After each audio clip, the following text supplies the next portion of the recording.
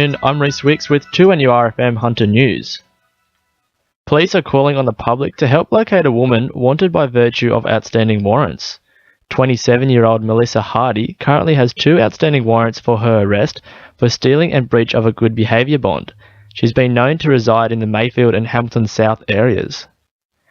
Businesses in the Hunter are calling for changes to weekend penalty rates as a Productivity Commission begin to investigate a new class of enterprise contracts.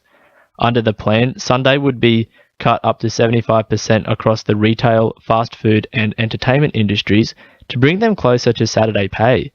Frontline Hobbies Managing Director Colin Scott says the current rates are causing him to lose business. The issue is the penalty rates for Sunday at double time are rather filtered with Saturday, which is time and a quarter. And Sunday is one of the busiest days of our working week. So we have to put half the number of employees on the shop floor we would normally do.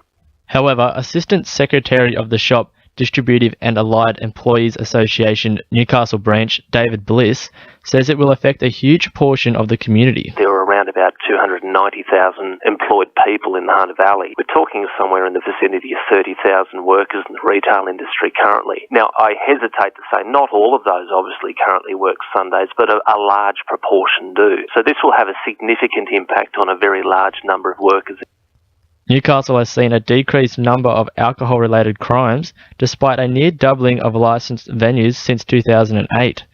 Earlier, closing times and drink restrictions have been cited as the cause, with similar restrictions soon to be imposed in Queensland. Inner-city resident spokesman Tony Brown says the changes have led to a better nighttime economy. The major factor contributing to a doubling in the number of licensed premises in the inner city of Newcastle has been the creation of a safer nighttime economy. And the message is really simple. If you reduce the crime, you increase the number of businesses that want to set up, which leads to increased employment and a much more vibrant nighttime economy. The well-being of several Williamtown residents has come into the spotlight with a proposed truck increase along Nelson Bay Road in the works. Macca's Sand, a company owned by Port Stephens Mayor Bruce McKenzie, is applying to increase the number of trucks which could use the road from 16 per hour up to 48. Resident Sarah Buman says the Mayor can do more to help residents. All he has to do is come and say, how can I stop the impact on you? And I've told him a noise fence and sort out Sampson Road, and then it would make our life happy here again.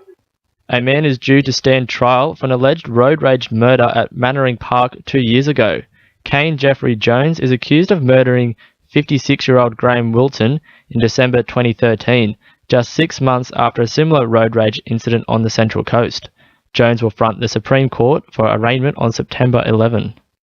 Hunter members of the Property Council of Australia have returned from a fact-finding mission across North America and are looking to start urban renewal in Newcastle.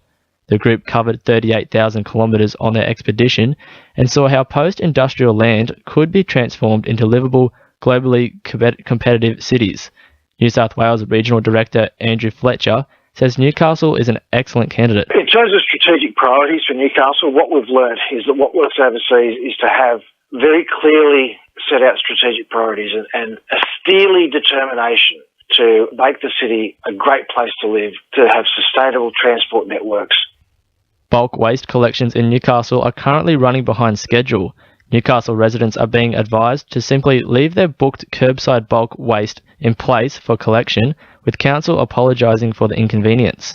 A shortfall in staff due to illness has set collection back 2 to 3 days. In finance, the All Ords is down 18 points at 56.64, and $1 Australian dollar is buying 73.6 US cents. Sport, thanks to our sponsor Warners Bay Sports Club. The Newcastle Knights look set to bolster their side in the lead-up to Sunday's Indigenous round clash with the Roosters. Tarek Sims and David Farlongo will make their return from injury, with Cade Snowden continuing to be monitored after his concussion. A recovering Aku Uwate and James McManus will undergo further assessment later this week. Sims says unity will be key. This weekend, we've all got to be pulling towards one direction, and that's the main thing. So if we stick together, we'll hopefully tough it out. Meanwhile, it looks as though the Knights are now officially in the box seat for the Wooden Spoon, firming in as $1.85 favourites to record the most losses. The side is locked in at last alongside the Tigers, on just 16 points with 5 rounds remaining.